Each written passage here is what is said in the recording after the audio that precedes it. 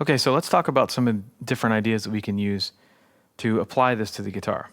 One thing that we can do that's a lot of fun, kids enjoy this, is to take any of the notes of the natural scale, the note names, A, B, C, D, E, F, and G, and spell words with those letters, and then find them on the guitar.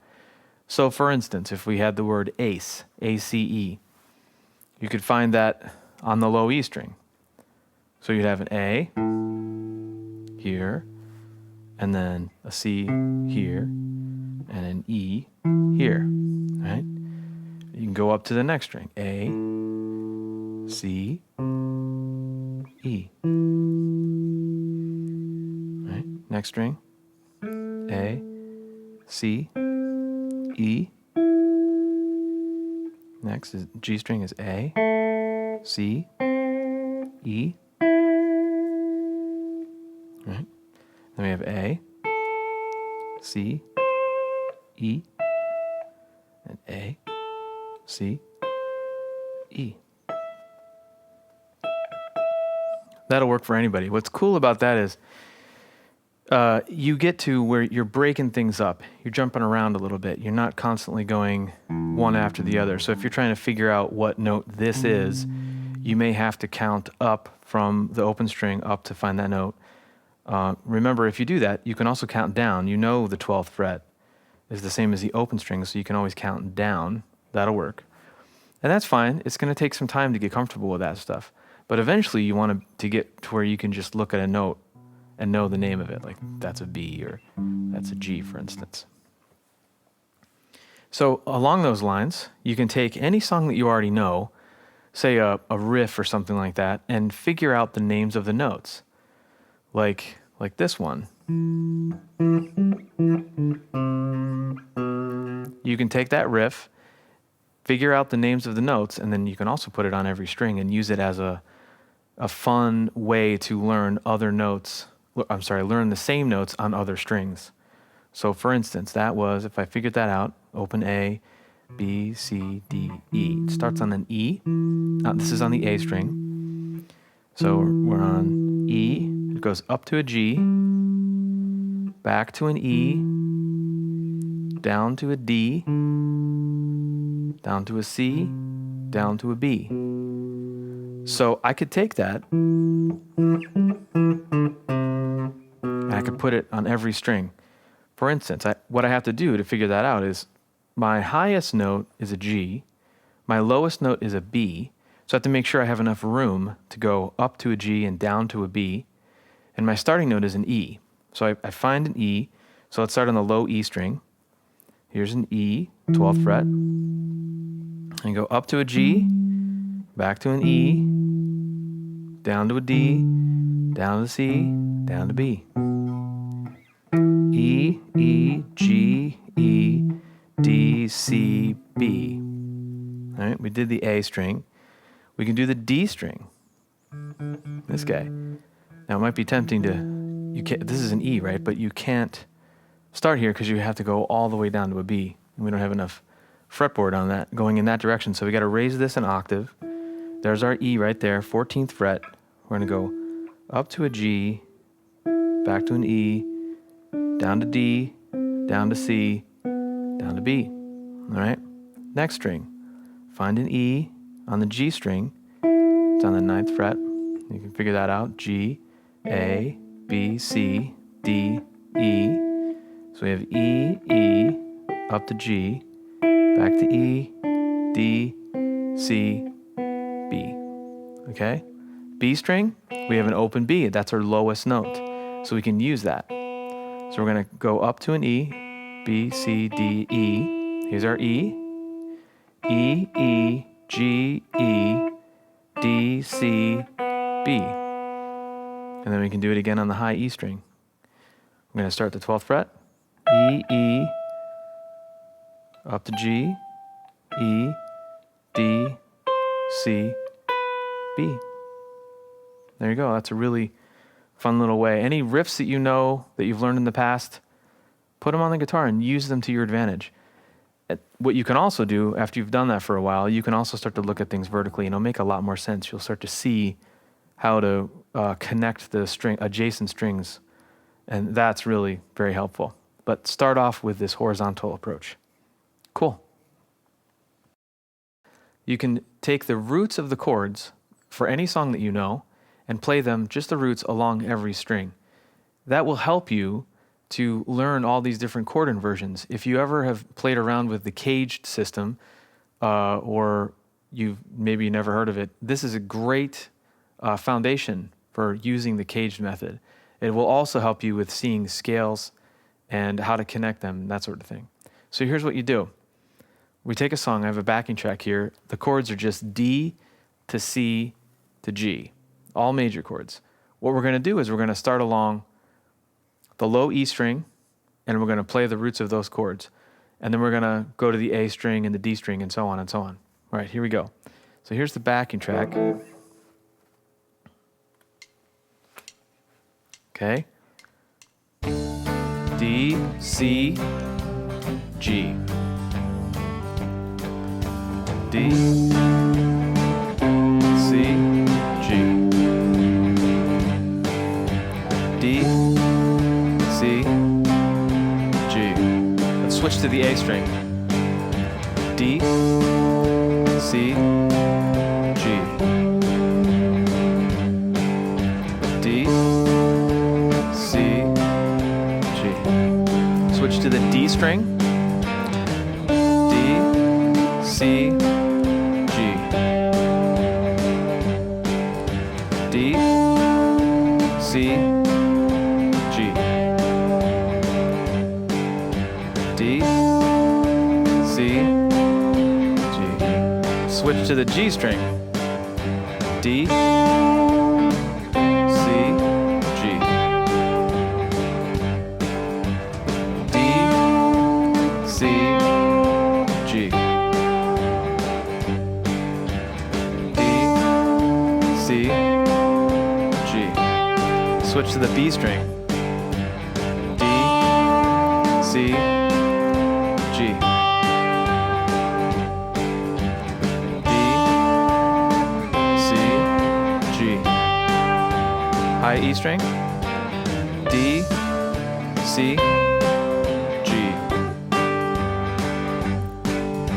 D, C, G. Let's put a chord on this with that root. D, C, G. My roots are all on the high E string. D. This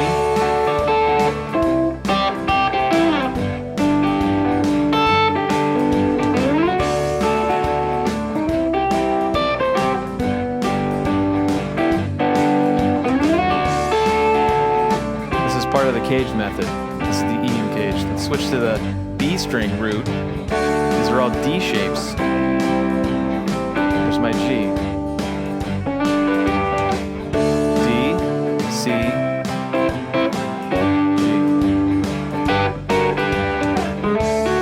D, C, G.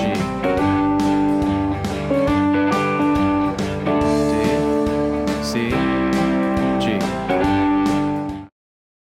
That's a great way to work on this stuff. Eventually, you'll start to see how you can cross. We were working horizontally, of course, but you'll start to see how you can move vertically, and that's getting into voice leading. And instead of jumping all over the place, you'll see, for instance, that if I play my D here with my root on the high E string, I've got some options. My next chord is a C. I can slide down to C here, or I could go to this C right here with the root on the B string. If I could take the first one, D, down to C, and then my next chord's a G, I got a G right there on the B string. I can play that D shape, so I end up with this kind of a sound. Much smoother. Here's another option. If I went up to C, I could do this D, I could go up to C, and then I got a G right here with the root on the G string. So I end up with that kind of thing. That's just in one position. Consider that, and that's only on the top three strings. Consider that you can do that with your root starting on the the D on the B string with the D shape, and you got a couple options down there. And then you can start with those same 3 strings, but root on the G string, the D chord here, and you start to see some of these different options that you have.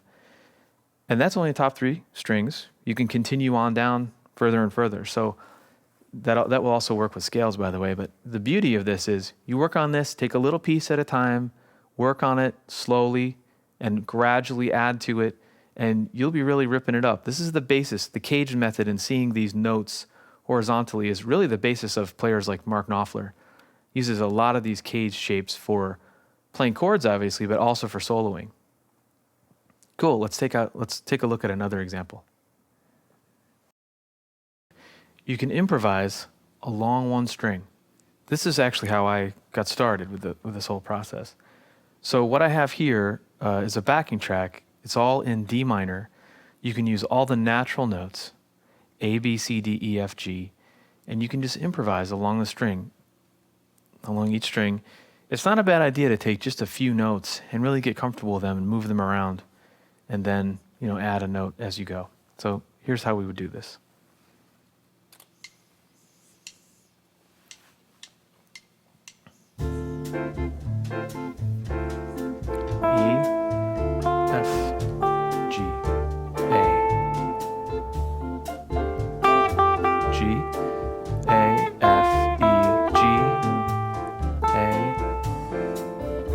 C, B, A, F, F, F, E, A, B, C, D, C, E, D, B, C, A, G. Okay, I'm going to improvise a little bit just on that one string.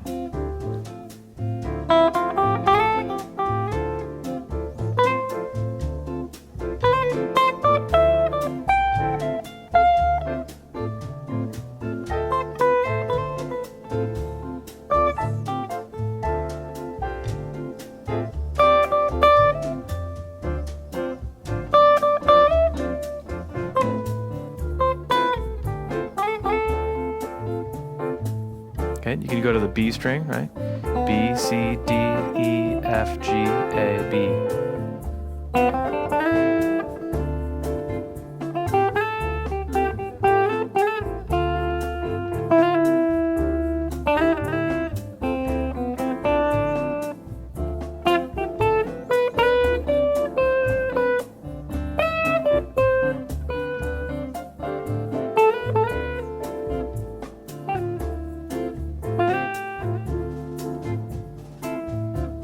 You can start to, when you get comfortable working along each string like that, you can start to move more vertically, right? String pairs and that sort of thing. So I'm going to play across the top 2 strings. Here we go. D, G, A, E, D.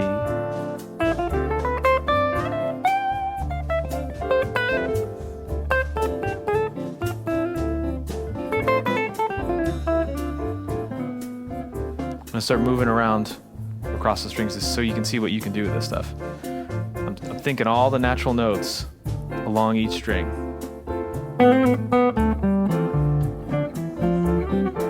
These are octaves, so like these are 2 E's, 2 D's, 2 C's.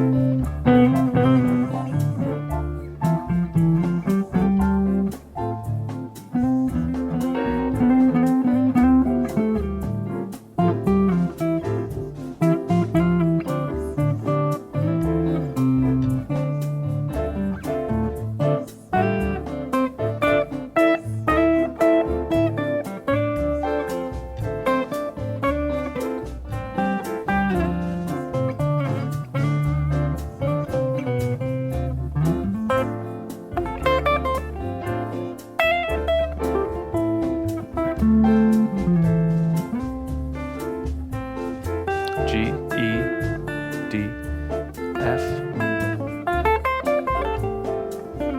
C, G, D, C, B.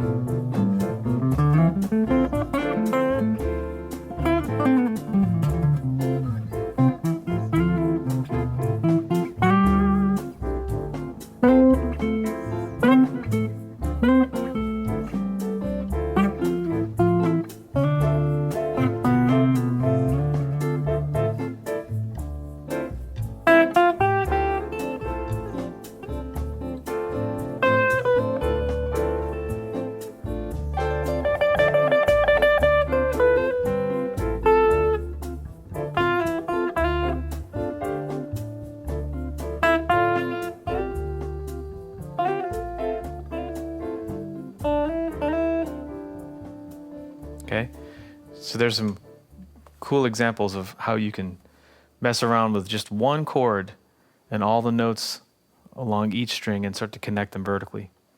Cool, let's look at something else. You can take the soloing concept horizontally and then work into scale shapes that you might already know. For instance, the pentatonic shapes. So what I'm going to do now is I'm going to solo over an A minor blues.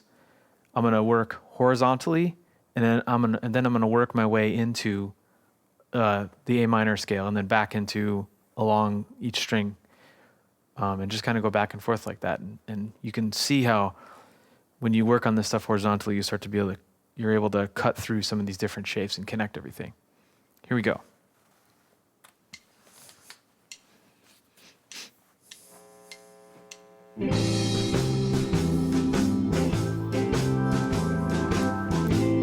High E string.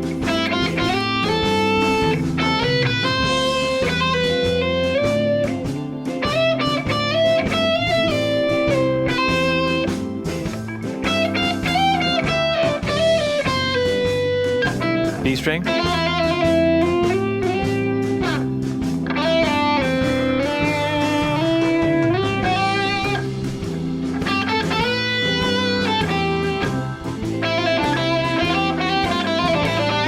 A minor pentatonic shape 1.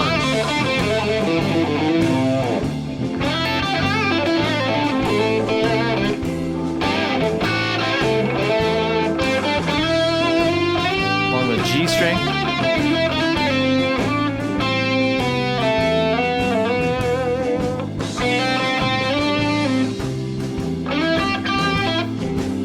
A minor blues box.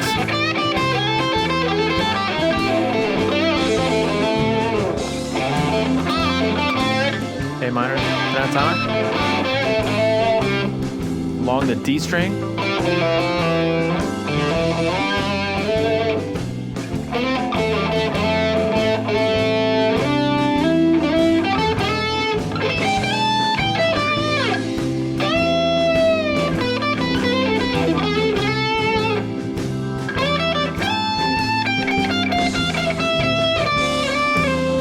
Along the E string.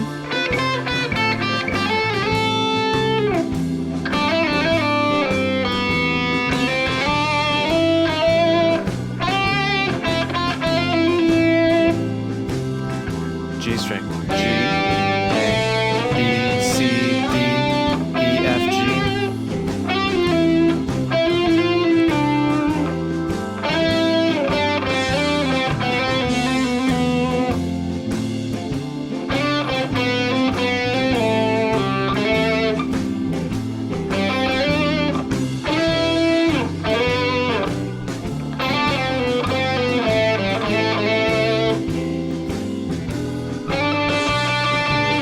D string,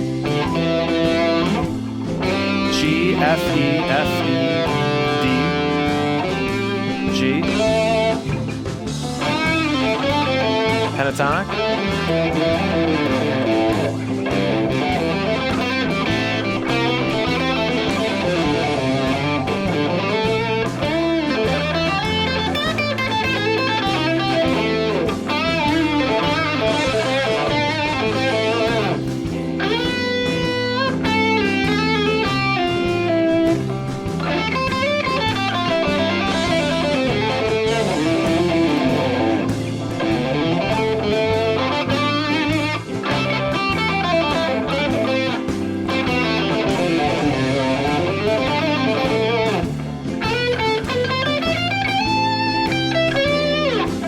Again, up here, we're looking at same information as down here, right? So B, C, D, E, F, G, G, A.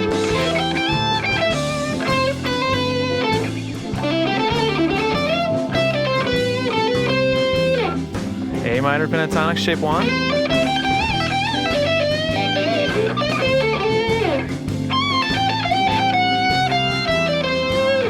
Little F sharp in there.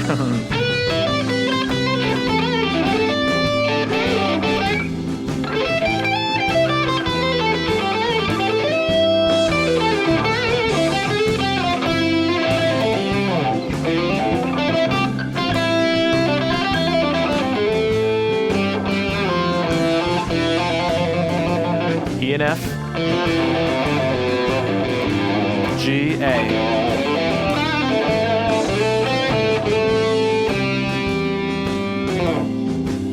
All right? So there you go. That's an example of working horizontally, going into some of these scale shapes, maybe even seeing some chord shapes here and there. And when you play, let's not say a wrong note, let's say an unintended note, you know that you did it, and you can correct it, and maybe even make some new discoveries along the way. I like to think of there really are no wrong notes. There's just these other flavors and spices that we haven't tried yet. So, that's working through this. Try to make it fun. That's what it's all about. Try to find an interesting, fun way. For me, working on this stuff horizontally and improvising a lot over all kinds of different chord progressions through all different kinds of keys and scales and that sort of thing, that to me was fun. And it made a lot of sense. I felt like I was really getting somewhere and learning to say something. And the fact is, you may feel like you need to know all these notes before you can really say something. You can say so much with just a few notes. Keep that in mind as you work on this stuff. Just all you need is a few notes. What you want to try to do is discover the music in just a couple of notes and then add to that. Thanks for checking out the video. I hope you enjoyed it. It's a really good idea to take this information and also apply some music theory to it. Learn how to spell your scales, learn how to spell your chords, and learn how those two pieces of information interact. And if you do that and apply this horizontal method to the guitar, you'll find that you'll be able to improvise in any style that you feel like you want to get into. One of the best uses that I've seen for it is if you're sitting in with somebody, another guitar player, for instance, and you're watching their hands and you see what chords they're playing. If you know your theory, you can figure out what key they're in and then apply it to the guitar, especially, using the horizontal method, and you'll be able to play right along, even if it's a song you've never played before. So go have fun with it, and I hope it helps you. Take care.